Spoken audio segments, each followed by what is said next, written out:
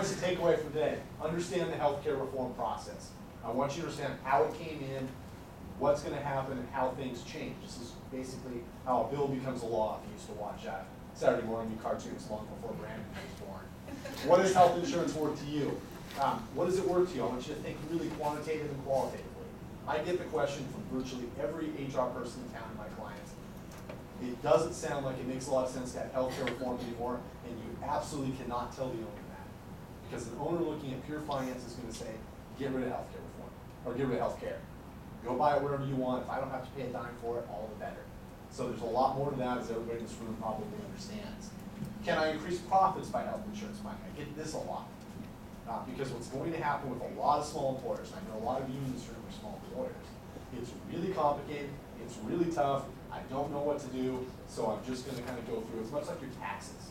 You know, there's probably a lot. It's like the H&R Block commercial. When I went to H&R Block, I couldn't believe it. They found me $2,000 in deductions I didn't know. Well, in healthcare reform, that's probably true. And it's probably true in taxes too. But, you know, there's things you just don't know, you don't know how to ask, and you just wind up going down a road because it's just inertia. If possible, take advantage of the small business credit. If you're able to do so, it is occurring now. And I don't want you to wait and say, wow, I didn't know, how come nobody told me? Because just like filing your taxes on April 15th, it's your own fault if you don't know how to take control of it. So that's what this is about today. So my key points. I'm going to walk around a lot. I'm really fidgety, so hopefully you won't get bothered by that. Tax credit eligibility. Under 25 employees. I want you to understand that. If you have more than 25 employees, you are not eligible for the tax credit. You can get up and leave. Penalties don't apply to most small businesses. So if you have, I'm going to talk about what these mean. If you are a small business, when I get done with this, you likely have no penalties under the law, and whether you keep healthcare reform or don't keep health reform, quantitatively, I don't care. Plan updates for existing plans. I'm going to really focus on 2014 now. There's a lot of stuff happening 7, 8, 10 years out. And guess what? I don't know what's going to be like in 7, 10 years. And my advice to you is anything that happens after 2014, this legislation, just stop reading and know it's possible that things will vastly change. If we can all think back to 2002 right now, I don't even know what's going on in 2002. You know, what was happening then? We were just off September 11th. We have lots of different world that occurs today. What will 2018 look like? I don't know. So plan updates for existing plans. I'm going to talk about what lifetime limits and restricted annual limits mean, and they are very important for your plans. I'm going to talk about coverage of young adults through age 26, which is what the regulations Monday are about. 60-day notice of material modifications, which means if you're thinking about changing your health plan and you're a calendar year plan or right around it, you really have to decide what you're doing by October 1st. Tax on HSA distributions. If you have an HSA and that's how you offer plans, it's 10 to 20%. I thought there was an absolutely terrible Oregonian article, by the way, on Sunday, I think, on healthcare reform that absolutely was wrong in how HSAs are impacted by healthcare reform. Coverage of dependents under age 27 is now tax-free. I'm talking about what was called imputed income. If you don't know what I mean, you just dodged a bullet. You kept doing it wrong, but it's okay now. Multiple bills make for confusion. This is the biggest key point. I'm going to talk through these. There were lots and lots of bills. If you Google it, you have probably, well, usually if you Google something, you probably got a 70% chance of being wrong. Because anybody can post something, and as long as we use the right keywords, it's in Google.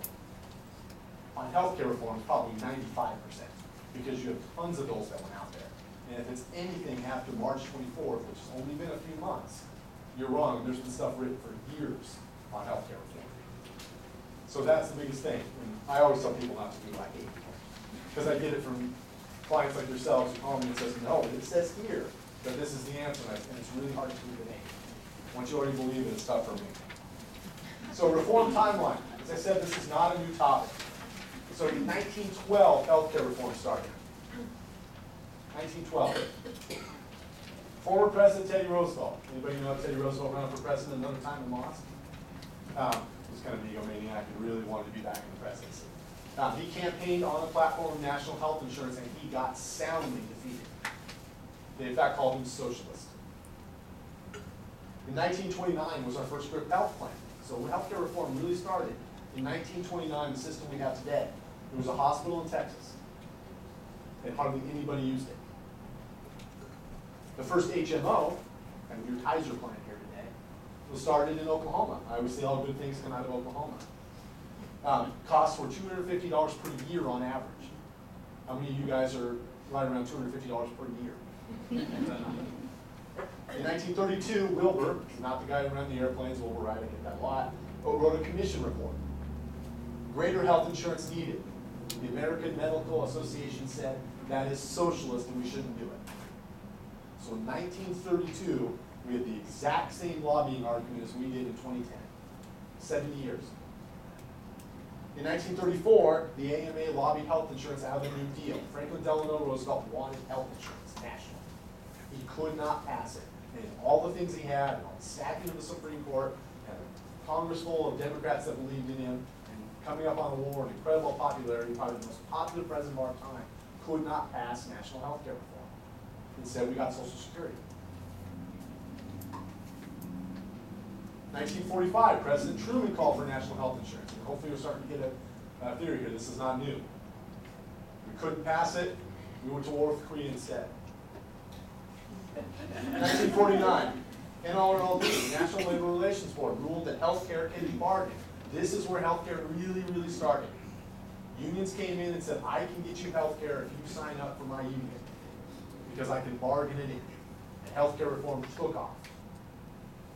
Because really, when you think about healthcare reform, Weyerhaeuser was one of the first companies to have healthcare, really, in a true sense. And they did it because people fell off of trees. And when they fall off of trees, they get hurt. And when they get hurt, they can't cut down more trees. So we sent people to doctors. And the union started to bargain it in 1949. Now, my guess, in many of your businesses, people don't fall off of trees very often. That's what healthcare reform was, or healthcare was about. In 1954, the Internal Revenue Code exempted healthcare from taxation. That's $228 billion in 2008. What is healthcare reform about? It's about capturing that $228 billion. If you don't want your taxes raised, you don't want to pay for more people's Social Security, we've got to find the money. $228 billion is what healthcare reform is about. And it happened 50 years ago when we exempted it from tax. What that means is when you provide health to your employees, they don't receive tax payment, imputed income, on the value of that health insurance. It's tax-free to them. If you were to give them a car, for example, they'd have to pay for the value of the car. In 1962, President Kennedy attempted national health insurance and was defeated by lobbyists. He was then tragically killed, so that ended that.